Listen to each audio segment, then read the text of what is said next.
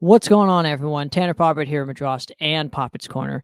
And if you are looking for the best in physical media, make sure to go check out Bionic Records in Cypress, California. They have been in operation since 1988 and offer a wide variety of musical styles, whether it be punk, jazz, metal, rock, anything your heart desires. Go check out Bionic Records in Cypress, California. Go hit up Mike. Heck, tell him I sent you. Bionic Records, Cypress, California.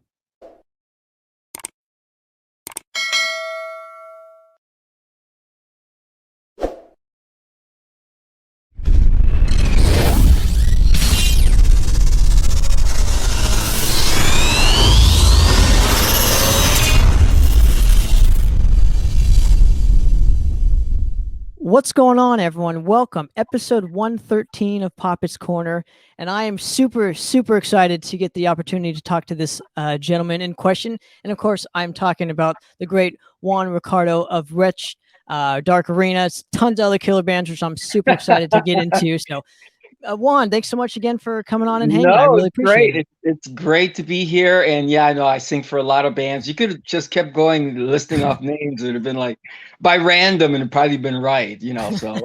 Well, then the interview would have been over and then I would have been bummed. That's true. That's true. The entire time just would have been like listing them off. But how you been, man? I've been great. Just really busy, as you can imagine. But that's the way I like it. And so I feel fantastic. Just came back from doing some shows and right back into the studio working on stuff. So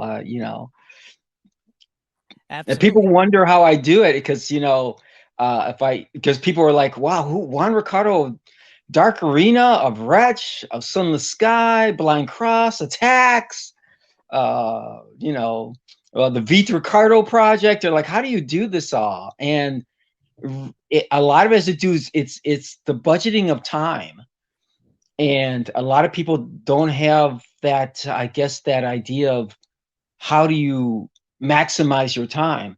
If you think the album, like the Dark Green album, Worlds of Horror, that's coming out here August 27th, Still Records. I mean, that album the recording of the album began in 2018. Sure, which we'll get to. I don't want to spoil it just yet. It's all a timeline. So, right. How I like to get started on here is I'm going to literally just go through your entire career and hopefully tell some stories and basically. Well, that is the whole show then. Yeah, absolutely. We're gonna take the show. Go ahead now. Absolutely. No, keep going. Go on. I'm just kind of curious, for you, when was kind of your first kind of recollection of just kind of hearing music, and what was the band that you had initially heard? Wow. I actually started singing really young. Probably I was about 10 years old. And I loved different bands. I got to age myself and tell you this. You're talking the 70s, so 60s, late 60s, early 70s.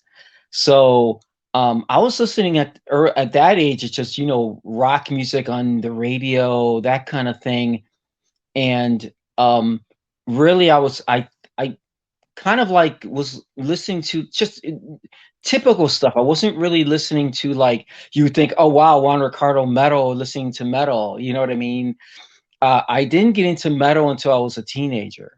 So when I started at 10 years old singing, I was just listening to rock music on the radio, and by chance, my mom was playing, had friends that were in this Spanish band, and they're like, oh, we need a drummer.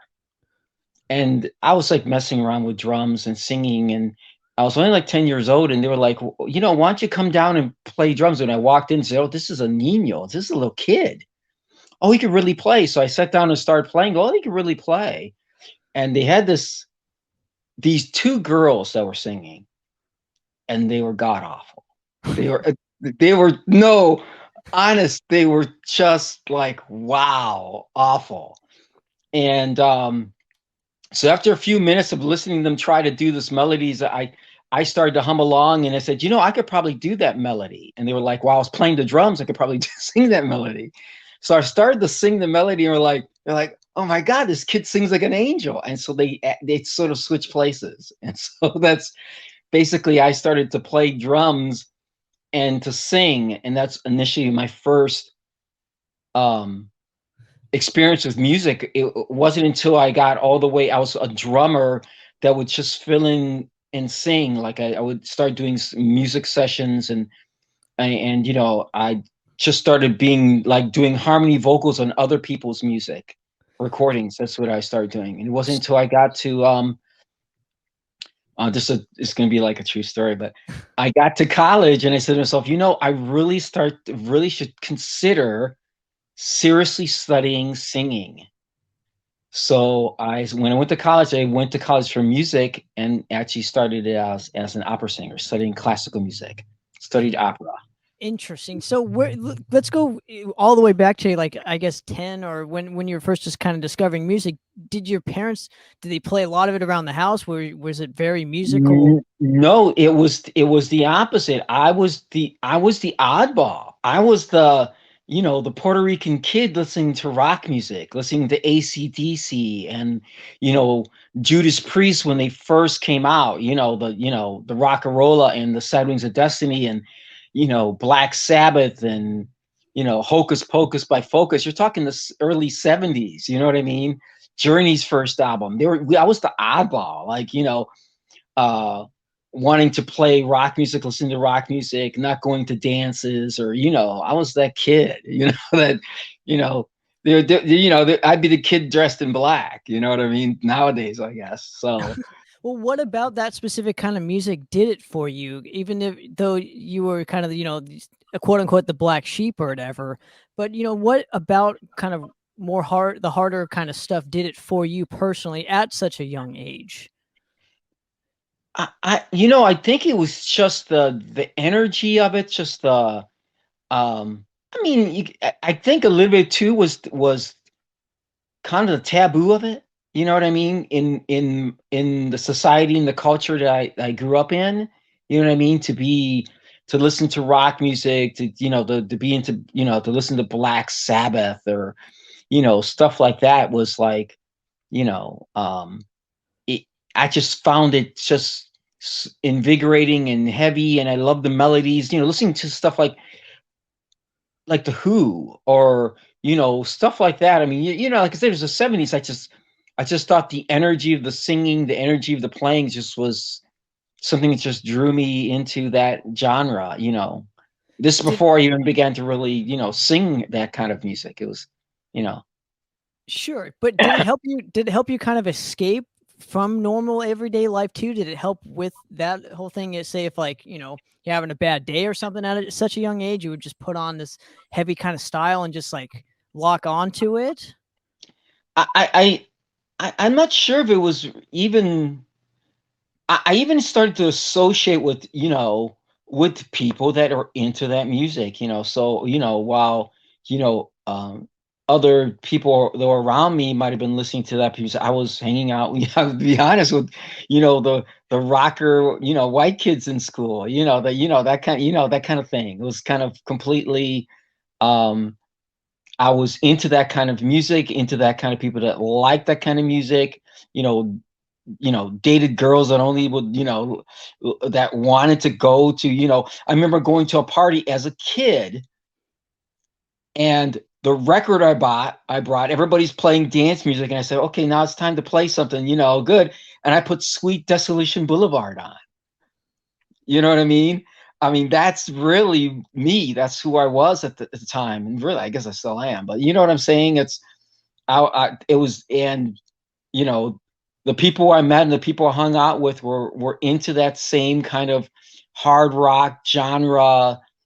Like this is way before I even started singing. I was just really just into the music and playing drums, and just the singing part to actually sing metal came completely. Like I said, I was studying opera and went to a party, and everybody was, you know, I'm the singing dude. So everybody's like, you know, drinking and, you know, having partying, and they're asking me to sing. And I was doing like, you know, Frank Zappa, Dynamo Hum, you know, a cappella, you know, just doing all the vocal parts of all the high notes and everything, you know. I'm a natural tenor. Sure. And as it turns out, somebody said, "Oh wow, there's a girl passed out in the front lawn." I said, "What?" So everybody runs out. This true story. They run out, and there's this crazy looking, gypsy looking girl passed out in the front lawn. She's not from our party. We're a bunch of college kids. So we bring her in. The girls are all giving her something to drink. And so I go back to what we were doing, and they're just sobering up her up in the corner. And so I'm singing for a while, and all of a sudden she sort of like snaps up and goes, "Can I use the phone?" Sure. Maybe she's going to get a ride. She calls somebody on the phone. So we're like doing our thing, and then all of a sudden there's a knock at the door. It's true story. I'm not making this up. True story. So knock at the door. We open the door, and there's all these long-haired, leather dressed, jeans and leather dressed dudes at the front door. It's like, what is all this? And they walk in. They go, "Hey, what's going on? We're here for this girl." "Oh yeah, the girl. She's right in the corner." She goes, "Yeah, so you here to pick her up?" "Oh no, we're here because she called us up and said, 'Man, you gotta hear this guy sing.'" I was like, "What?" So yeah, dude, man. She was like, "Oh my God, you gotta hear this guy sing. We're looking for a singer." And I go, "What are you at?" "Well, we're a metal band." I was like, "Well, I don't know. I don't sing metal. I sing classical music." Go, "Well, you ever heard of bands like Judas Priest?" And I said, "Oh, you mean like Victim of Changes?" And they're like, "Can you do that? Can you do that?" You know, and I'm like, "Victim of Changes." And I was like, "Oh, that's it." You know, that was it. They were just like, "That's it. You got to sing for us." And that was it. It's just crazy, crazy like that. Just like, Sure. okay. Was this where were you living at this specific time though? Because we're jumping ahead, maybe 10 years or so. Yeah, about 10 years. Yeah, yeah. So I'm just kind of curious that let's go a little bit back here and just walk me through Sure. your specific, because you said you're from Puerto Rico, and I'm just kind of curious when the transition came, when you moved, to, I think you're from the Well, Midwest, if I'm not right. mistaken. I was born in Puerto Rico, Hmm. and I came, as a child to Cleveland, Ohio. So by the time I was already 10, I'd been here for a few years. Uh, Okay. right. So I was born in Puerto Rico, but then moved to Ohio. And then, so I was here, like I said, in Ohio, even It's just though, it's right. not to cut you off, but it's just a random city to move to. So was it due to like a work thing, Oh, like your parents were no, working actually, here, this or? is really funny. I will sort of give you a little history, a little bit. In the 50s, Puerto Rico became a commonwealth to America. And when all the men went off to war in Korea, society had changed. Like in World War II, when the men went off to war, the women went into the workplace. They worked at the auto plants. They worked in even the steel yards. You watch it, you look at the pictures and you see them doing that. When the 50s came, there was a movement for American women to be housewives with the skirts and the little, leave it to beaver sort of attitude of, that sort of genre. So when the Korean War came, women didn't want to go work at the port at the auto plants, didn't want to work at the steel yards, didn't want to do those heavy jobs. And so then there was a lack of workforce in America. And somehow the idea came up, you know what? Uh, Puerto Ricans don't need a visa. Puerto Ricans are American citizens. Puerto Ricans, they went down there and literally recruited young Puerto Rican men to come to America. So that's why there's a lot of Puerto Ricans in Cleveland, in Detroit, in New York, and in all these industrial cities where there's the auto and the steel mills, because they recruited the young men. And my father, in the late 50s, was one of the people that were recruited to come to Cleveland to work Ah. in the auto industry. And then in the early 60s, after I was born in Puerto Rico. His family was all there. And then when he got to be the mid 60s, he moved us all to Cleveland. And that's Interesting. that's the story of a lot of families, New York families, and, Detroit, and, the different places where you see a lot of Puerto Ricans, other Sure. than Miami, which is, it's just because it's so close. It has nothing to do with, and it feels like Puerto Rico when you're there. It just has nothing to do with anything, country. Sure. And right around the time of moving to, say, Cleveland, were you kind of developing your own kind of niche, your own I don't know, group of friends, just getting into a style, this kind of heavy style of music? No, And that's where I discovered that there wasn't that kind of music. oh, okay, You know what okay, I'm saying? In Puerto Rico, no one was listening to rock music at the time. I mean, go now. I mean, you can go. Iron Maiden can go play in Puerto Rico and have 100,000 people there. I mean, it's not the same.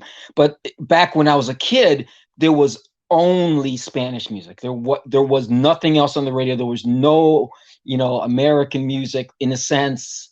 You know what I'm saying? There was, I had no.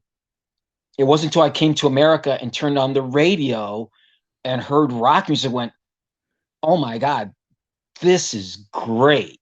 This is what I want to listen to. And I started going out and buying records and started to do all these things as a little kid, because this is, right away I was just, you know, sucked in, had to right. have it, had to hear it, needed more of it, couldn't get enough of it. N- So I n- just hung around with friends and all we did was talk about music, what's the new band, at the time you're talking, AC/DC and stuff, Sure. you know. And going back to the party you had mentioned earlier, was this your first actual project and getting into a band? Like besides all the No, besides because playing drums in the Spanish? I've been in bands before, rock bands during the 70s as the drummer. Okay, Rock in fusion bands and different, projects. Nothing that, did any actual like recording, play drums and sang on other people's projects. This was already, I was already like 20, by the time this happened, I was in the middle of college. And that's when um, it was the right move for me. I literally gave my drum set away. As soon as I started singing with the band, I said, this is what I want to do. I want to pursue this music. As soon as I started singing metal, it was the weirdest thing because I was singing classical music. I mean, first tenor. I mean, I was performing opera, and my teachers would go, Juan. They'd go, it's funny. Go, Juan. Oh, the voice is good. It's great, but you're too much rock in your voice. And I was like, what? What are you talking about? I'm doing all the fa la la's like everybody else. I don't get it. And there was just something about my voice that just seemed to be, I couldn't get away from that edge that, even though I have a really clean voice, it's still, there's this, this rock thing that's in my head that I just had to use and do. So, sure. And let's go to forming this project with the guys coming in and saying, "Oh, this song and blah blah blah," and obviously, right. walk me through kind of the next phase in this particular moment in your life. Well, this band eventually was called Striker.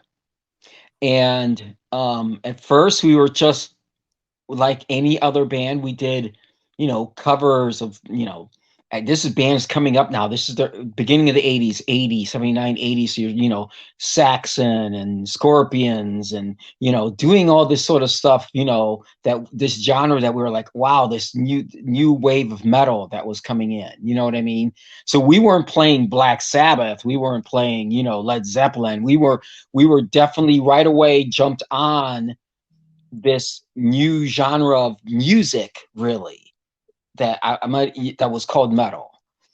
And I was lucky enough to be in right at that edge when that all started in Cleveland. I'm like one of the people that are considered like, I guess you'd call the golden age of Cleveland metal. That Cleveland metal, when all of a sudden Cleveland had metal bands, because prior to that it was just rock bands and metal bands, and we were like, Striker and eventually Attacks and bands like that was like right at that edge where bands were starting up with the, like, in Cleveland, like Breaker and Destructor and all these other, the Spud Monsters and all these other bands that were like all of a sudden coming up and doing metal in the Cleveland area. So Striker Interesting. started just doing covers. Uh-huh. Right away we said, you know what, let's start writing our own songs. Let's start doing what, right away getting into what the other bands that we were immunizing, that were influencing us, uh, Sure. let's not just play stuff that sounds like the Scorpions or, let's actually do music. And right away our first show was, like I said, opening up for Breaker, and I was out there right off the bat. So this Stryker, my first metal band, and I dressed like an opera singer. I know I did. I wore a white shirt, black slacks, shoes, I actually would, and people were like, what is this about? And I'm up there screaming high notes, and you're like, what? And so then eventually I changed it to looking more metal, but I didn't know what to even wear when I first started. Sure. So let's go to kind of like you getting into the recording studio at first, and what like I believe you had a demo for this particular band, if I'm not mistaken. So correct me if I'm wrong here, and just walk me through. Right. Just walk me through kind of your first kind of, I don't know, recollection of just entering a recording studio for the first time, and I don't know, give me the whole like essence of being in that studio and that time and place. Was it exciting for you? Or yeah, you can imagine we were young. I was like 20, 21, an adult, but everyone else, I remember the guitar player was only like 16, Steve Derision, bass player 18, the drummer 7. I mean, young. They were young guys, and I was just a little bit older, but basically not much more younger than them and older than them. And we just decided, we wrote some cool songs, and people were it's funny when I look back now, because someone sent me a flyer the other day, and it's 30 something years ago now, and Stryker was the headliner, and in these other bands. I'm thinking, really, we were at that already? Like literally went from opening up to like doing our own shows, and we'd written a bunch of songs, and we went into the studio, and we didn't just go into like some hack studio, which is crazy too. Now, I don't know how this happened. We went to a place called Beechwood Studios, which was like the most expensive studio in the city. You're talking about, you walk in and there's a hardwood floor with the grand piano in the middle of it. You know what I mean? Wow. Like that kind of place.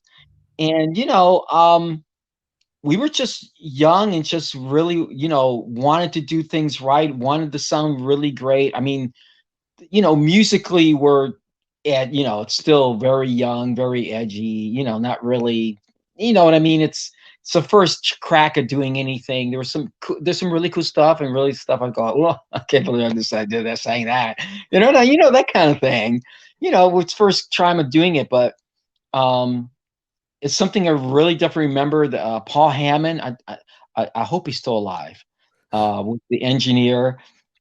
Great guy. I mean, legend here in our area for when it comes for recording stuff. I'm fortunate to have worked with so many great people, so many great bands and musicians. It's lucky, really luck, and just hard work too. But sure. Now, I'm kind of curious with this specific recording, in that when you kind of opened your mouth and heard you for the first time, did you have to kind of change anything with recording because you kind of thought you knew it all until you're under that microscope? I think that after that recording, I mean, when I first started going out and singing shows with Stryker, I was just out there balls to the wall. I mean, even after, the next band became War Master and Attacks, even when Attacks first started, I was still completely, singing till I was hoarse, or just singing all day, or getting up there and just screaming my brains out, and running around like an idiot. Really, I didn't, the energy level was just out the room. I was just so excited, and so I couldn't believe that I was doing it. You know what I mean? Sure. And in the studio, I mean, now I've done it so much that, the performing live and performing in the studio is completely two different things. There's so much you have to be so on, and so, everything has to really be perfect in the studio, because you have to think to your mind. When that first session with Stryker, you're just in your wide-eyed, you're amazing you're in there.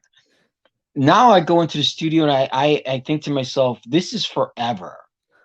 And that's what I tell anybody that's, go into the studio. Just remember that, I'll be very critical to the point of like saying to yourself, is that good? Is that, well, no, you think yourself, this will not be changed. This will be forever. People, you know what I mean? This is the recording. This isn't some live. It's next day you can go back and do better. You know what I mean? This is Absolutely. it. You know what I mean? So I'm really, really a perfectionist. I wasn't at the first recording. I was just And but at least you had, you got experience, especially if this is like your first outing and what you're saying is true. This is like a big studio to kind of be in, and it's not like you recorded it in your garage or something. This is like no, a it was, professional yeah, it was kind of studio. professional. It was like as you couldn't get more professional. I don't think I don't record in places like that even. I can I record so much I couldn't afford to do my recordings in a studio like that. It's Well, just, back in those times though that you're mentioning, I mean, that's the only way you could be, unless you did it in your garage where like you wouldn't get a professional right, recording like you would in a right. professional studio. Like now you can You're do it in you're your garage. You can literally do it right. in your You're house. absolutely right. The technology was not available to everybody like that. Exactly. You Sure. literally were going from a cassette recorder or a studio. There wasn't no, setting up a studio in your house with digital, digital tech in waves on, or Sure. Pro Well, Tools on your computer. That technology only existed in studios, and it was analog tape. absolutely. And going off of that point too, obviously everybody knows you had to be spot on. This was Right, there were no auto tunes or anything of right, that nature. I mean, if you right. wanted to Everything had to take be right. There was no redoing it. If something had to be redone, and it was very recently I was in the studio. I have the drummer for Sunless Sky, and other people I've worked with are young people now. They're in their 20s, mid 20s. And when I tell them that we used to run on tape, and if we did something wrong and had to redo it, we had to slice the tape of a razor and Mhm. remove that section of tape, and then re-record it. And there's a little like tape that synced them together. It was literally that Well, archaic. and you only had so many times to redo that specific take. Right, So, right. It going wasn't off it of was like we can just keep doing it over and over and over now if we want. absolutely, you can do it as many times as you want now. But, going off of this, you get the demo in hand, and do you start passing it out, and kind of what's the reception like for this specific one? Because I'm only asking this because it's your first ever recording, so I'm just want to get some sort of backstory with you on it. Well, I right away, I think, there were, we got played on like, the different college stations, that sort of stuff. But I mean, like I said, this was a fairly short-lived band, so there wasn't like this huge hype or anything like that, or Mhm. it's just sort of like a starting point for me, and um the drummer of that band went on to Mike Hansen went on to actually be on big reports. I think he was in Propane for a while, and that sort of thing. But mostly it was just like a starting point band, and it was just locally sort of thing. And now I think that people for like in Europe and different places of the world or different parts of America, like, oh my God, we'd love to have that tape, that kind of thing. But really at the time it wasn't, other than the popularity in a local area basis, it wasn't, that, you know, that big of a thing, in a Well, sense. did you start to notice other bands, obviously around your specific area, kind of doing the same things, recording demos and recording? Yeah, yeah, Sure. right. I mean, um, that's how everything was done then. It was like, everybody just put out demos. It wasn't the proliferation of like contacting record labels or any of that sort of stuff that you're able to do really now, or it was really on the street, passing stuff out to people. Here's the flyer, here's the cassette. I mean, it literally was word of mouth. Um, friend to friend, metal friend, people, in the scene, from people to people, going, oh man, you got to see this band. We're going to this show. There was a magazine that came out the same time, a newsletter called The Iron Planet, and this guy was just like, his dude's name was Craig Bobby, and people still like cherish those things because it was literally printed out on, one of those machines or something. You know what I mean? Well, right. It was a fanzine. I mean, Yeah, fanzine, exactly. Just to hand out, and that's how people knew what show was coming up or what band was releasing some other demo or stuff like that. It was literally almost beyond just one step beyond a word of mouth, really. Interesting. So you guys had your own. So what you're telling me, I mean, LA and Orange County, all the interviews I've done with people from back then, where we had this whole kind of community, not just bands playing, but people doing magazines or radio people. And it seems like you kind of had that same almost connection in Cleveland. You had community. It was, and it was very close knit though. It was, in simple words, there was. Bill Peters started a show, Metal on Metal, playing metal music. And then that literally, you got Bill Peters, you had Craig Bobby, the Iron Planet, you had, it wasn't like this proliferation of different radio stations or a bunch of people doing stuff. It was a very close-knit sort of almost society of people that were pushing each other and trying to strive for each other. And Cleveland bands, I don't know, what the LA scene was like, but Cleveland bands weren't like Dog Eat Dog. Is that the right? You know what I'm saying? Well, LA was absolutely like that. It's been well documented that LA was. I didn't want to do anything disparaging by saying it, but I've always in scenes like LA and New York are definitely like Dog Eat Dog.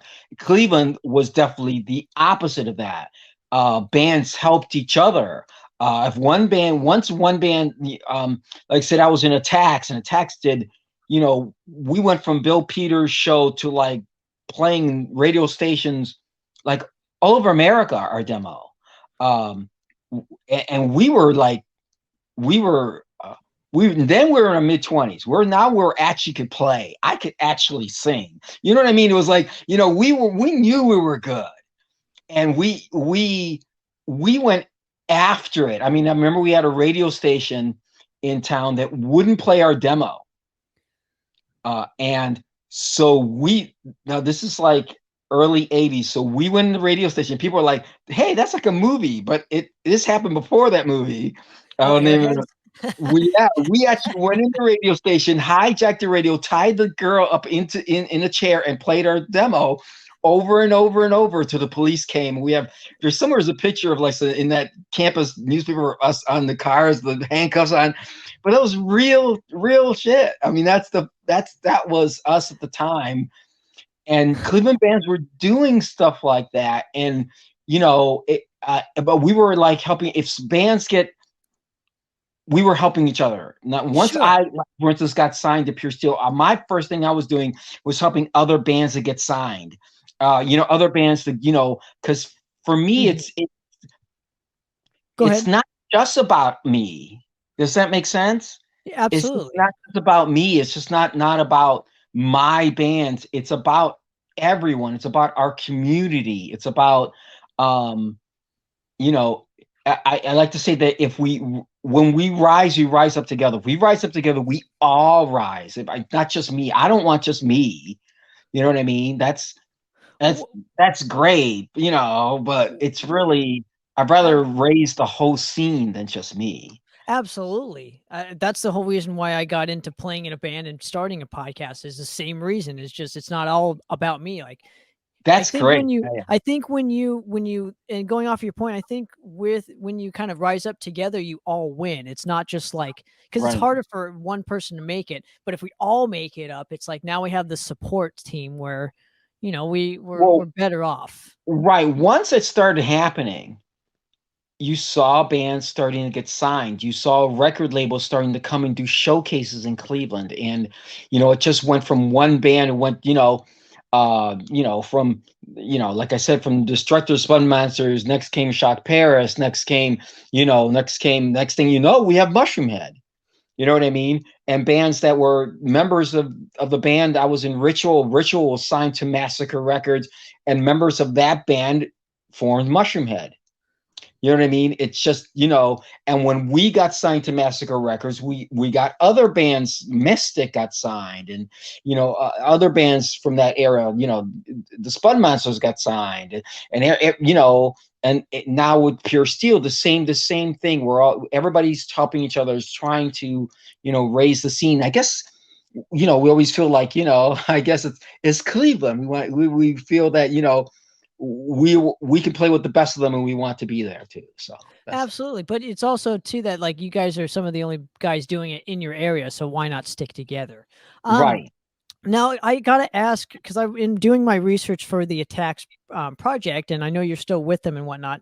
There is a small kind of footnote in that you have an unreleased kind of album, and I just want to get some more information on this, because I think Metal Blade Records is like interested in signing, and you guys went in the studio and recorded a full record, but it never got released. Yeah, well, see, the story of that was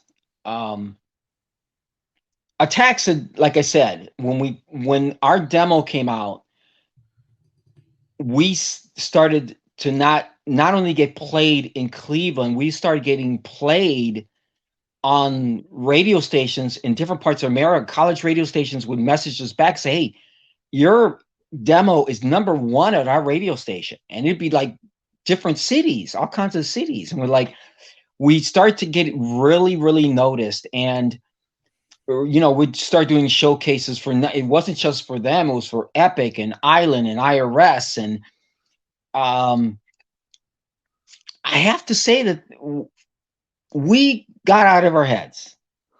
Our demo got to Metal Blade. Metal Blade sent us reached out to us. "Hey, listen, we really like you guys. We hear you guys are doing great things. We want more music. Why don't you guys record something?" And we sat down and said, "Okay, you know what? Why don't we get together?" And we recorded an entire album. And after that album was recorded, then the A&R guy from Epic heard and came, "No, forget that. That's just an up-and-coming label. Okay? Epic is a big label. You don't want to be signed to Metal Blade. You want to be signed to Epic."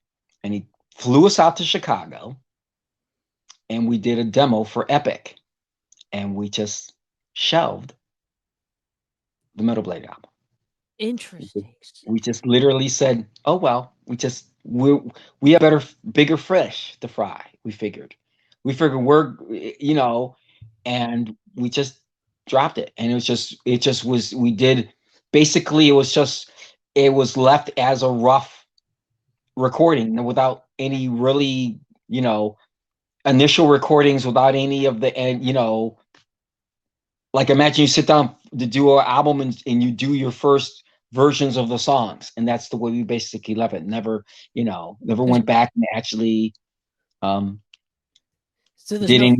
there's no thrills on it or anything like that. It's just like kind of bare bones and whatnot. Yeah, it's just bare bones. It's practically it's beyond live, you know what I mean? But it's like there's no hardcore, and the performances are just awesome.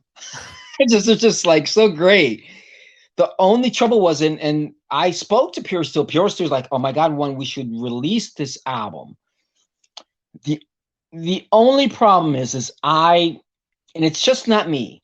When I first, it's a bit of a backstory for this. When I first got signed to Pure Steel, they were an up-and-coming label from Germany.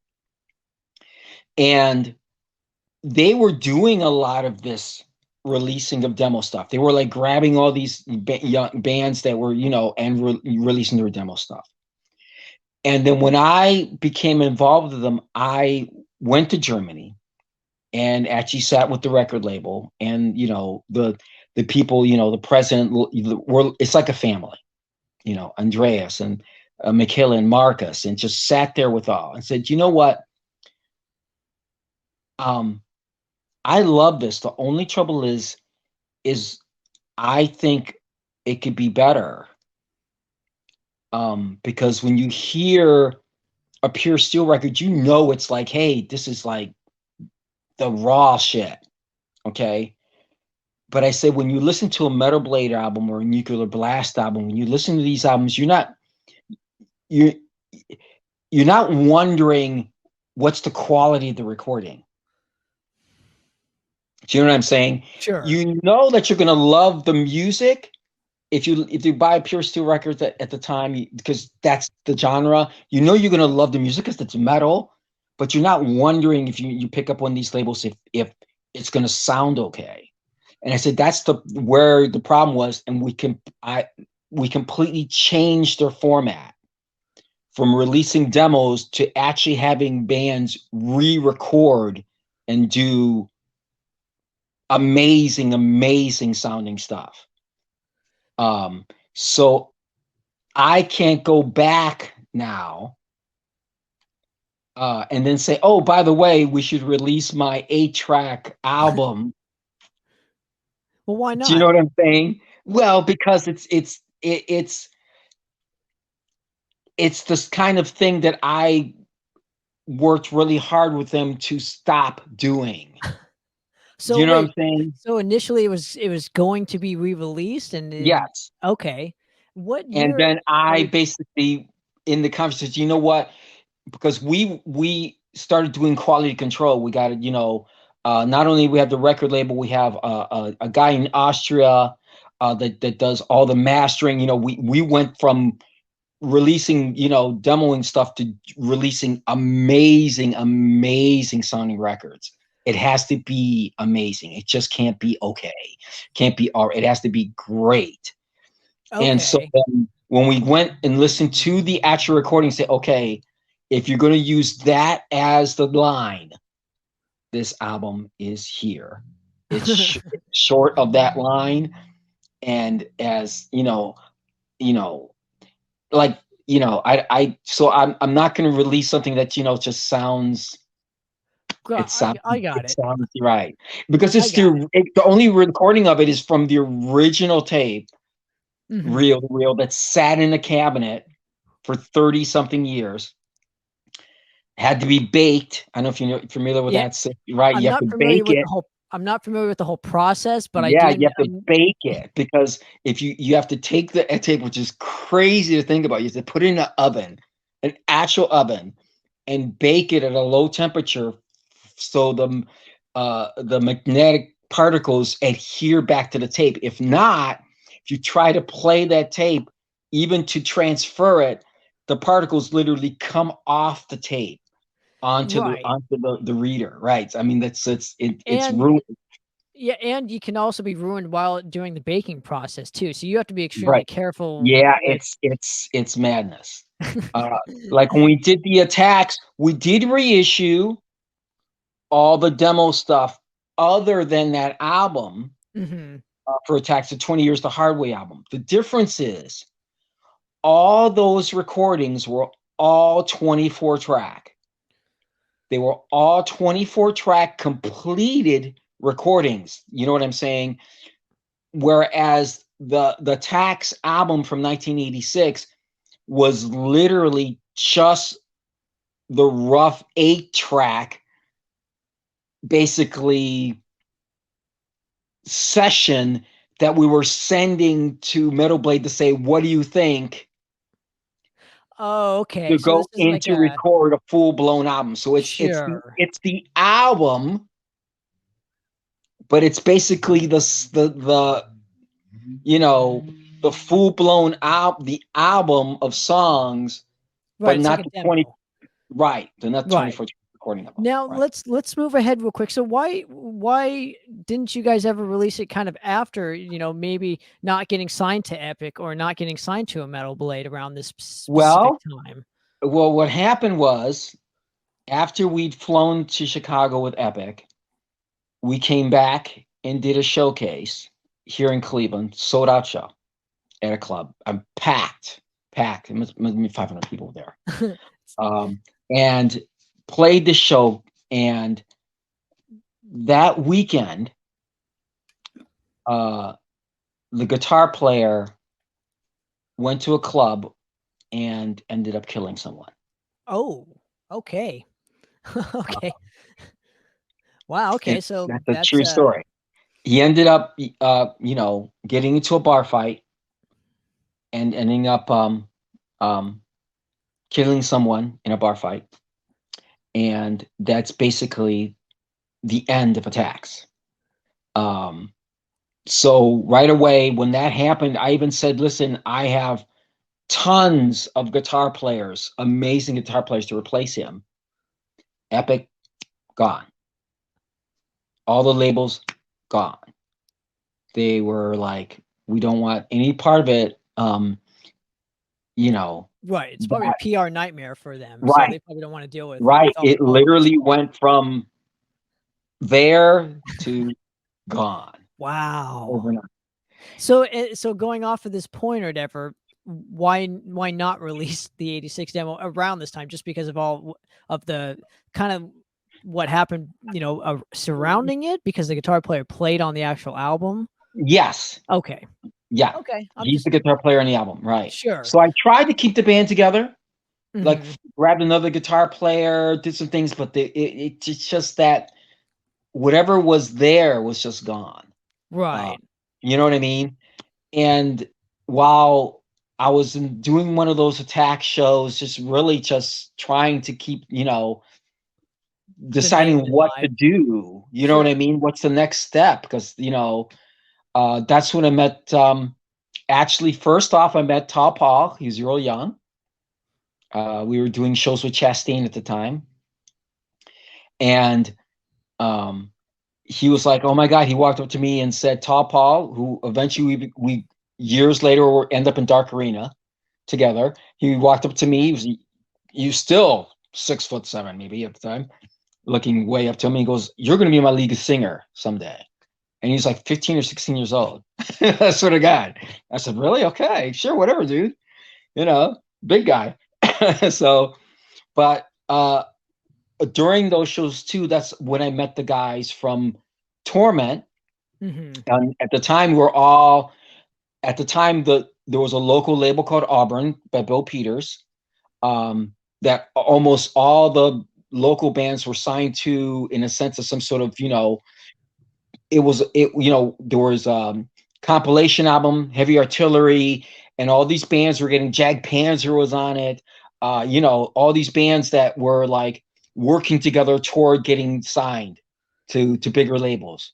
And I'm kind of curious, did you guys tour a lot around this specific time? Did you personally, if with any of these projects, just tour around, or were you just kind of playing local gigs? Well, both, not like touring. It was mostly like we would travel out of town to go to different Midwest, New York or Chicago, but it was individual shows. It wasn't like actually, going on tours and stuff like that. We jump on a tour for a few dates, that kind of thing.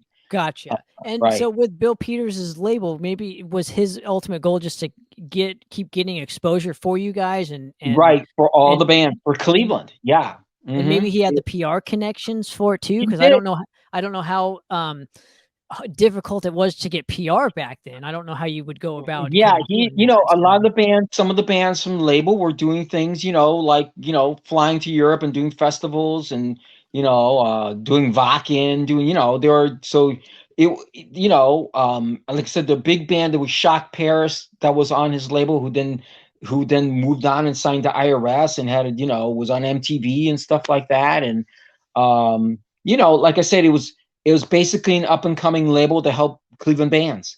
Absolutely. So, that was his Metal to Metal show and Auburn Records and stuff like that. And that's when I met the guys from Torment, who were also on Auburn. We both were on the same compilation. And they asked if I'd want to sing for them. And I said, you know what? Attacks isn't going anywhere. And so I joined Torment. And right away, Torment got signed to Massacre. We changed our name to Ritual. And no, just Ritual, not Ritual of Torment. Right. Okay. That was what happened was we got signed to Massacre as Torment. Gotcha. Went to Europe, was recording there in Germany, and the record label came during the session and said, "Hey, listen, guys, we'd like to tell you that there is a German band called Torment." Oh, so you guys actually need to change your name. So we sat around one night in the studio trying to think of a name, and true story, on the table was a Testament album, Ritual. And we said, why not Ritual? And they said, hey, there's already Craig Godey's Ritual, one guitar players from Singers. It says, yeah, but I think that's just like he's not really a band, you know? So the label said, we're just going to go for it. And so we released the album as Ritual and went to #1 in Europe, #1 in Germany. Did really well. Unfortunately for Ritual, of course, that's right in '92, the start of the grunge era in America. So we couldn't get any distribution in America at all. We had a #1 album in Germany, in Europe, in Belgium, in France, Europe. And it was out here. You couldn't give it away, probably. I literally, dude, I have a chart somewhere. In Germany, where Ritual, The Trials of Torment's #1, and #2 is Metallica's The Black Album. You know, and it's like, oh my god! And I couldn't get a record label to release the album. I couldn't get airplay. We couldn't get it, literally, because Massacre was a German label, and the American press was just like whatever. Sure. You know what I mean? So it was like crazy. That's crazy, dude. Yeah, so going off of this, what were you kind of doing in the 90s, in the mid 90s, when the grunge era was kind of happening? I mean, from 93 to 2000, 2001? Right. Well, see what there, I think what I was doing wasn't much different than a lot of people that, started off doing metal and stuff like that. I started, being a session singer. Started singing to other people's records, doing commercials. I'm on a Burger King commercial. That's awesome. I swear to God. So it's like, you start doing that. I became like a studio singer and started doing that kind of thing, and just was, looking to see what I'm going to do on different projects. And Ritual basically, like I said, broke up because half the members went on and started it's influenced by bands, like Faith No More and stuff like that, and they branched off and started to do Mushroomhead, and so that's where Mushroomhead kind of started. And so Ritual broke up. Half the members went in that direction. Half the members sort of wandered off and like me to do other projects, and that's when I met again Tall Paul. Okay, so this is when he comes back into the fold. Now Sure. Now, what transpires from here, though? He came up to me and said that he wanted to do this Prague project.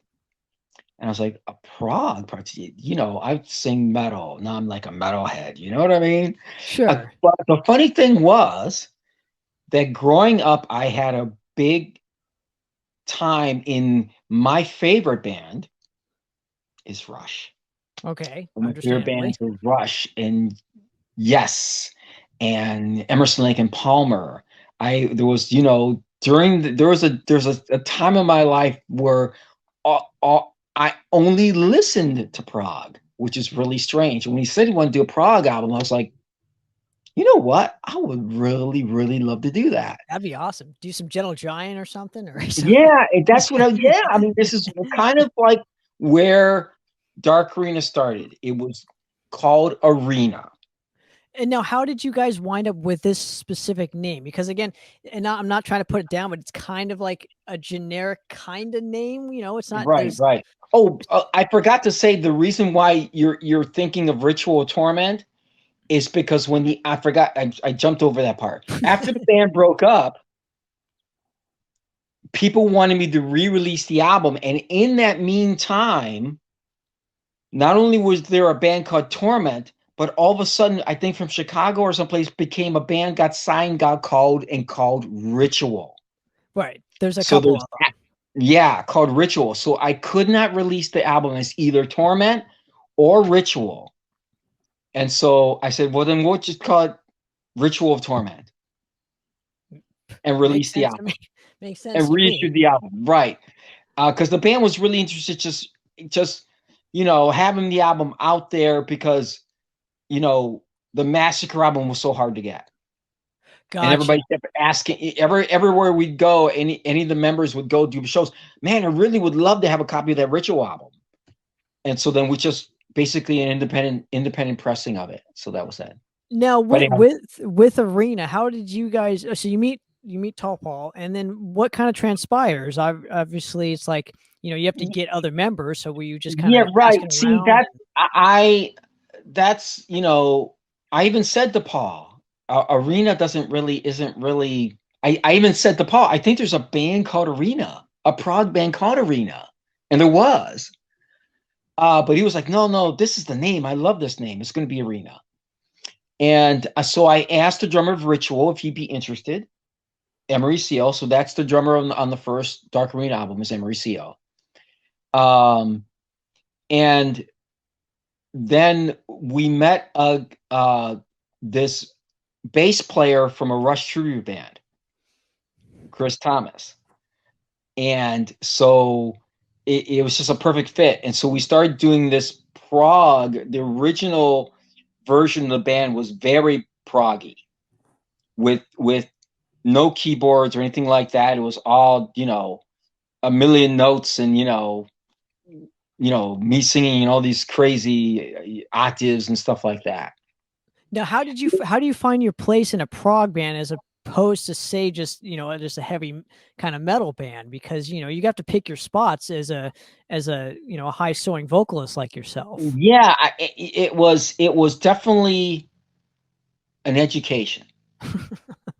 Let me just say that, because Tall Paul didn't, and still all the way to unfortunately his passing, never wrote songs like a metal band would, with chorus and verse and chorus and stuff like that. He literally wrote instrumentals, and he always wrote them in harmonic major scales, and very, very, it was meant to be, where I sang was what I fitted. We were influenced by bands like Watchtower and that kind of genre of like this really almost fusion a band. Like a like a progressive thrash or technical thrash or Yes, like funk. absolutely. Okay. You nailed it. Exactly. That was the original idea, but it was more prog, and it was okay. We did a demo and it was all right. There wasn't this, overwhelming like woo for everyone. You know what I mean? For like This was in the mid '90s though, too, right? right. So Because we were like completely playing stuff that no one was, even listening to. I mean, it was like, this very prog stuff. right. And so, it kind of like faded out, and we started to record some stuff, and Paul, I started doing other projects again, and Paul started doing another band and other bands. And then we got back together a few years later, and Paul had this, cathartic moment. And he was like, you know what? Let's change the band up and make it heavy. Instead of trying to be this super proggy band, let's make it more thrash, even elements of death in there. Let's, instead of me singing, like John Anderson, let's actually put a little, let's bring it down and actually make a little, put some grit on your voice. Yeah, put some grit on, crit on it. Let's actually, so it literally in the span of a few months went from arena that really didn't do anything to dark arena.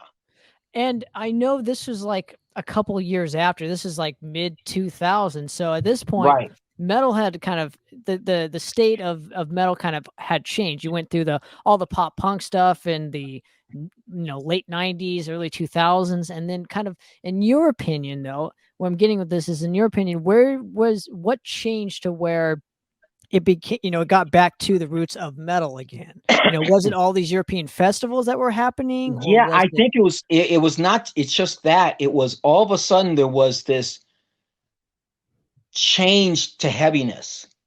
All of a sudden there was like, you know,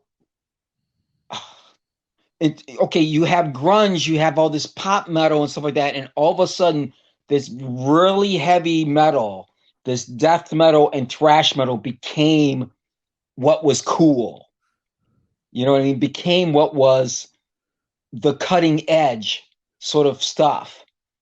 And um and that's, I mean, that really changed everything, because it changed how everybody plays. You know what I mean? All of a sudden the hair bands were gone. You know what I mean? All of a sudden, the grunge was gone. All of a sudden it was metal, and even people that were doing melodic metal were doing it aggressively. You know what I mean? Dream Theater isn't just some prog band that's doing, they're really aggressive about it. They're really technical about it, and really, that kind of thing. Interesting. So do you think that, like, kind of, I don't know, some of the Bay Area bands getting back together around this time, the Exoduses and Oh, everybody absolutely. on the Clash of the Titans? Slayer. Oh, all of a sudden, yeah. Oh, definitely. That is like it. That resurgence, that's the word I'm looking for, right? Sure. That resurgence is what really changed uh bands and everything. And the bands that we were listening to all of a sudden became bands like Annihilator and Nevermore, and these new, those European bands that were doing um you know uh, Pagan's Mind, and doing this sort of heavy there wasn't like this, you know Right, like a Stradivarius or yeah, right, uh right. gotcha. So okay, so cool. So after changing the name, kind of, what is your next step? What do you want to do differently on this project, as that you couldn't do on any of the other projects beforehand? Like I said, it became right away, it went from 6-string guitars to 7-string guitars, 7-string guitars and 6-string basses, 8-string guitars. It went, doing really technical music, but doing it in a very aggressive, heavier way. And each album, that initial album was, initially we added keyboards to add kind of like this kind of a background, almost like a goth thing in there. And that kind of faded more and more, and keyboards became more, less and less prominent, I guess you would say it. We still have a keyboard player, but that keyboard element became less prominent, became more like Atmospheric. behind this really heavy technical prog, but was almost verging on thrash and death metal. And I was doing, And I guess me. sure. But a question I have, though, because you mentioned this earlier, where Tall Paul, like, he was writing kind of instrumentally, and then you guys kind of get heavier, and did he approach songwriting differently around this time period, so it was easier for you to kind of pick where the verse should go, or chorus should go, or pre-chorus, or any of Uh, that? no, I mean, Paul really, like I said, really wrote kind of like instrumentals, Sure. you know, and he had ideas for where vocals should be, but he didn't like there's if you listen to Dark Arena's music and even the new album, uh the last one we did, and before his passing, we actually started recording. This is a funny thing. This is like Dark Arena, the new album, Worlds Apart, is easily the heaviest album. I really Uh, enjoyed it. So it yeah, was and really it's fucking like heavy. it's like he wasn't thinking about vocally like that at all. He was just thinking about, um, he knew I would find places and find parts, and um, he just wanted to be really heavy. You can hear there's never any in darker music. There's never any of this open chords. You know what I mean? That's Mhm. where like typically you have these open chords because you don't want all this music going on behind the vocals versus are usually open or just chugging or this, in metal. If you think about it, if you actually analyze it, Sure. and Well, there's not a lot dark of arena, space in metal, so it there's compared. space. Sure. Right, right. And whereas dark arena definitely there isn't these spaces. Topol didn't write that way. He wrote he wrote parts that were, you know, technically driving, and he didn't think about how the vocals would fit in more as they, once I started coming in with my ideas, and I loved being that I could come up with these, off time ideas, you know what I mean, in there. It goes, oh yeah, do that, let's move this over here and that kind of thing. Then he would So get into the vocal. Once I started to add vocals to him, then he would write, but it was always after all the music was written. Yeah. interesting, and it seems like you had more kind of freedom, I would say, during this, this whole project, where it's like, you might not. It might be straight 16th notes, or technically, he's technically proficient at the riffs, but you can, once you find your spots, then you have more freedom to be like, okay, well, this lyric would fit here rather than. Right, right. And a lot of times you'll see I'm not following the guitar so much. You know what I mean? I'm doing, rhythmically something that's Yeah, you're doing the contrast to what exactly the contrast. guitar riff Yeah, would yeah. be. And like I said, a lot of the music, Dark Arena, for being around, if you take Arena that started in the mid 90s and Dark Arena that ended 20 years later, Hmm. when Top Hall, passed away, um there's only like 3 dozen shows, actual live performances in there. Arena, Dark Arena doesn't matter. There were all this Dark Arena was mostly all studio, rehearsing and going in the studio and recording and re-recording. That's how come there's a whole nother album, Non-Human Contact, with 16 songs. These are all songs that were recorded for albums, and Paul just said, nah. You know what I Yeah, mean? I think it's more beneficial to do that rather than just play a bunch of live shows, because recording, like going back to what you said at the beginning of this interview, the recording's forever. It's Right. you know what I mean? So, Right. Right. um, Right. now let's go to the new record, if you don't mind. Yeah, It's let's not do really it. technically the new record, right? World of Horror, and I want to get the whole recording process for this specific record in question, and just what did you guys want to do differently on this one compared to, say, your previous record? Well, I mean, Paul really wanted this to be heavy. It was, you know, we did a lot of experimentation, I guess, in a lot of the early records. Some, there would be heavy songs, and there'd be, songs that were, there was in the background. Dark Arena is still a Prague metal band in a sense, and this album is definitely the, the album before, with, the Ode to the Ancients. I don't know if you're familiar with that album prior, with the Temptation of Christ, where it's 9 minutes of endless, uh you know uh finger noodling, you know what I mean, where it's just, you know what I mean. This Sure. album was definitely not like this album was. He was thinking, he wanted driving, he wanted power, he wanted, it to be heavy, and just uh, um, to be the statement, and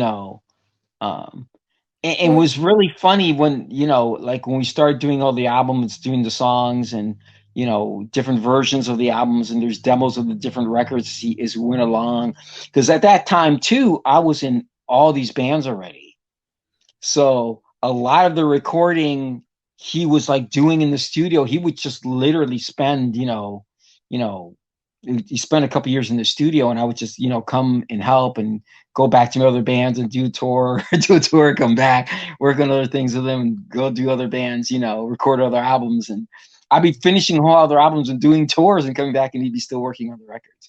Do you think that was a sign? Do you think that was gave you more freedom to want to branch off and do other bands, though, because this was kind of more of a studio kind of? Yes, like I thing? said, Okay. it literally, like I said, at first, Dark Arena started as the four members became five. Then we started, like I said, five members became six members became seven, and in order to recreate what we were trying to record live. Sure. And and it just became, when you're talking that kind of music, how technical it was, and how how much time was involved, it became very, very difficult to hold all those members. It was a constant rotation of people until Paul basically got sick of it, and Dark Arena became a studio project. Sure. And now with the World of Horror record, what was the most difficult? What was the most difficult challenge for you personally as a vocalist on this specific record? And what did you kind of reach that specific goal on it? Well, there are a lot of high notes on the record. and I don't know if that was really purposeful on my part. When I listen to it now, I go, wow, dude, man, you're just like, screaming your brains out. But I really wanted to be melodic. There's a lot of layering on this album, a lot of harmonies, and just, really trying to be, I guess, over the top. I mean, really, I guess a little bit, wanting to be heavy, wanting to be like, a statement, to where the band was, to where I was at the time. And going off of this point, did you guys know that he was sick or whatever, and wanted to kind of? No, this is the crazy thing.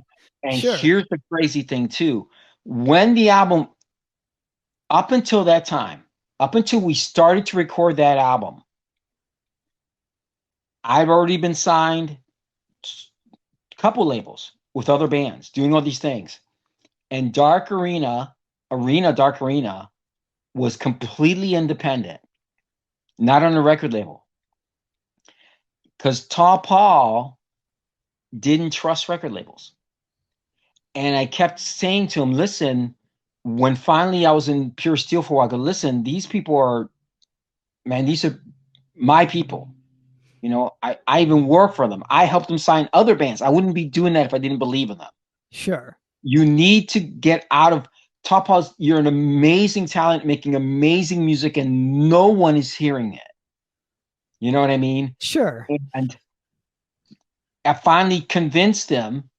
You're talking 2017. You're talking 20 years later to finally sign a record label. And that's when we started to record the album. And because it was a statement, it was like he wanted to be, okay, it got through to him. I go, listen, man, no one knows who you are. I mean, think of that. You know what I mean? To be this good and not be known is just crazy. And so this was like his statement of like, wow, I'm going to really come out. I'm going to blow this up. It's going to be the most, and we thought Ode to the Ancients, the album prior to this, was like epic. It was the most beautiful album I could think of. It was so amazing and so heavy. And we had these two death metal singers on it too, these girls, because we wanted to be really heavy. Sure. And the European audiences were like, oh no, I don't want to say, we want one. We don't want these other girls singing death metal over this. And we removed my parts to insert more death metal on it, because he thought it was, is going to be like that kind of genre where it's, you had the operatic singer and you had the death metal singer. That was kind of where he was kind of thinking, and that didn't work. How great Ode to the Ancients is, it just, It Sure. just it didn't fly. And that this album was then that statement of like, this is going to be us, me and you. We're just going to blow this out. Now we know what we want to do. And he had this vision, and that was what World of Horror was. And how much of this album actually got recorded while he was with us? Was it just all in the it He all was got finished and just he recorded all of it. okay. He all the way to the completion of the album. As a matter of fact, we then, like I said, there were other songs that were he considered too proggy for the album that we also recorded. It's a whole nother 6 songs, 7 songs that were not on the album because he, after listening back, goes, no, this is too proggy. I want just All the heavy and not the proggy. heavy on it. Okay. Heavy on it. The only one that got on there that's proggy is Destiny's Bridge. But there's like a whole nother another 6, 7 songs of that Destiny's Bridge style of thing that we actually recorded. So that album, the album was completed. We started working on this other proggy stuff when he had a heart attack and died. Oh no! So he got and it's the irony, the bitter irony, is he really, that first album didn't even get reissued yet. So Alien Factor didn't even, he just got signed. Wow. So the plan was signed, going to reissue the Alien Factor album as you're completing the Worlds of Horror album, and basically completed the Worlds of Horror album, and we started working on this other proggy stuff, and he died. Wow. Dude, and so then the title track, the first 2 tracks on this album rule. I know it's the title track and obviously the band name, but but like they're just super fucking heavy. And I think that your vocals work so well in this specific project and this specific album in hand. And just, I think people need to fucking hear this. So, going off of this, like where, what is, in your opinion, what is the best method to, I don't know, just kind of hearing music? Are you a streaming guy? Are you a, physical media guy? Are you a, I don't know. Are you, wow. You know what? I mean, I obviously I love, records in hand, vinyl, CDs, stuff like that, but I listen to a lot of stuff. Like you're saying, streaming, YouTube, that sort of stuff. Just listening to Septic Flesh, that show with the symphony last night. You know what I mean? Just I love listening to all kinds of different genres of music, and just I think it's wide open now with the digital and stuff like that, and it's a new world because of COVID. And like during this time, I completed 2 albums. Wow. 2 albums. Good for you, dude. Yeah, at the time, yeah. The Blind Cross album with the band in Germany. And the funny, it's digital. It's so great because I never even spoke to them. They speak German. I speak English. I actually was married to a German lady for like 30 years. And just know how enough to get a beer and laid. That's about it. And but they spoke nothing but German. I don't speak enough English, so we recorded the entire album without speaking to each other. Wow. And it worked out great. So worked out great. And then I did the Juan Ricardo project. That's a straight up prog album.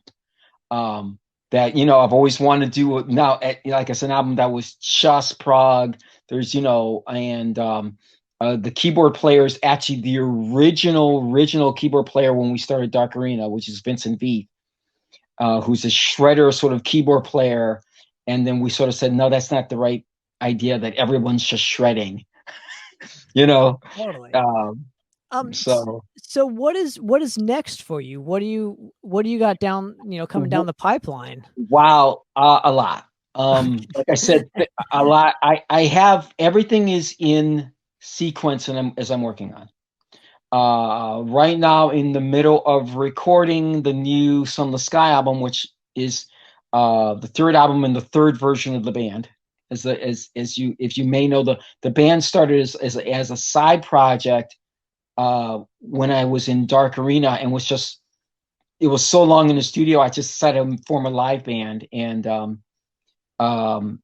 it started as a 5-piece, became like a thrash 4-piece, and now it's sort of verged into where I play bass and sing, like sort of like a sort of it's hard to describe. It's a metal band, but it's like I say, different. You'd have to when you hear it, you'd have to hear it. It's just Okay, okay. it's just different. A And different band. what is going on with Dark Arena? I know, from according to doing research on you specifically, you're no longer with the band in question due to obviously the passing of Tall Paul. Well, Dark Arena, I'm actually I'm into Dark Arena. Okay. Okay. Okay. In simple words, I was never been out of Dark Arena. Tall Paul did a lot of stuff while I was doing a lot of stuff. So there wasn't always a Dark Arena. Dark Arena was just, he was using as a name to put out music at one point. Sure.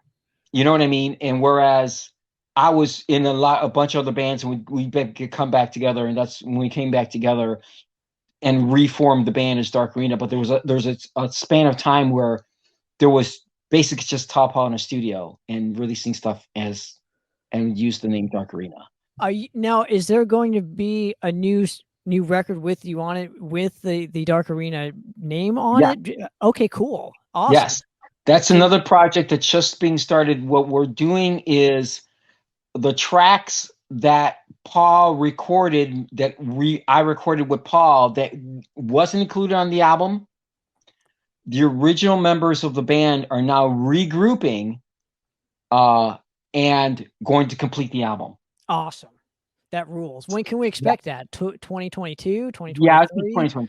It's just we're starting that back up, that project up. Like I said, I'm in the middle of doing the new Sunless album. As soon as that is completed, I begin the new Wretch album that's being demoed right now. As soon as that's done, then in between or during this time, I'm also recording the new Lucid Dream album, which is a lot of projects, dude. Yeah, which is a rock opera and with a lot of singers, and it's the new album is based on World War I, and I'm the King of Prussia, the Prince of Prussia, something like that. I also did finished recording a metal play based on Faust, which is called Mephisto. And I played Henry, which is part of the Faust thing, another rock opera thing. There's also the beginnings of. You got a lot of stuff going on, man. Yeah, I'm also the beginnings of the next Juan Ricardo project. That album's begun. All those demos have begun recording working with Vince, and the new Attacks album, where what we're basically doing, like I was saying before, why I didn't release that album is half that album's being re-recorded, that original 86 Attacks albums, that we picked the best songs and re-recording them along with new Attack songs with original members of the band minus the original lead guitar player. Wow. With two new guitar players. Dude, and next what's going to come up, you're going to have like a whole poetry book and a whole, I don't know, like a whole paintings and everything else. All this stuff is going on, and that I'd be failed to mention the band Beyond the Sea, which is another project coming up, which is, if you catch that name, is members of Ritual, the lead guitar player of Ritual, a new project, because Ritual's no more. And the reason why Ritual, even though we did a tour, we re-released the album a couple of years ago, and did a tour over in Europe did some festivals. The reason why there isn't going to be a new Ritual album is because the drummer retired. He no longer plays. And we do not want to do Ritual without all the original members. Sure. So, well, dude, I'm looking forward to all this stuff. I know Lastly, too much stuff. before I let you go, let's help promote, World of Horror, because that's what we were originally doing, and we'll Right. bring you back on the show here if you're, I would love to Of bring course, you back whenever. on and talk some more shop with you on the next project that you have coming out. But No problem at all. where can people find the new Dark Arena album entitled World of Horror? What you do is go on the record shop of Pure Steel Records. Go to puresteelrecords.com. You look up in there's all that information right there on the links. So look up Pure Steel Record, the Pure Steel Records store, and of course you might, depending where you're at. I know some of the record stores might have it, but a lot of, I don't know how much of that stuff goes on that much anymore. I don't know. Everything's streaming, and being shipped out. Everything's Amazon and streaming now. So I'm sure people actually go to physical record stores. People actually do go and get records. So well, absolutely. I mean, I just read, lastly before I let you go, to branch off of your point, I just read today that literally vinyl has like a 6-month waiting period if you want to get your records pressed. So that should tell you everything you need to know when with consumers, and people still buy a lot of records. So. Right. They do. Vinyl there's a big thing for vinyl. People believe, especially in Europe and America too. Now there's this new resurgence of that where they believe it just sounds different. It sounds more real, sounds warm. Those the audiophiles love that sound of that record. You can't CD and stream sounds digital, Absolutely. It's like one step closer to the original, hearing them play it in the studio or something. Right. Exactly. So, but Juan, I really appreciate you coming on and hanging with me. It means so much, and hopefully we can get you back on here again and help promote whatever you got coming on. So absolutely. This has been awesome. Thank you to all the metal fans out there. I really appreciate you, and I cannot end this interview without saying that anything I do with Dark Arena, I do out of the love of my friendship and in memory of my good friend Paul Konitsia, and who's the co-founder of the band, and to remember him and for his family and everything like that, and that I just feel that just need to say that, and just because it's what it's all about, really. I want to continue his legacy, and that it's sad that he couldn't see this be doing these interviews. You know what I mean? All these, I'm doing all these interviews for people around the world. It's for him, and I just believe in it. I think it's the right thing to do. So. Absolutely. I'm looking forward to more of the, Dark Arena records. And Juan, thanks so much again for coming on. Another episode of Poppitt's Corner, guys. I'm out. Cheers.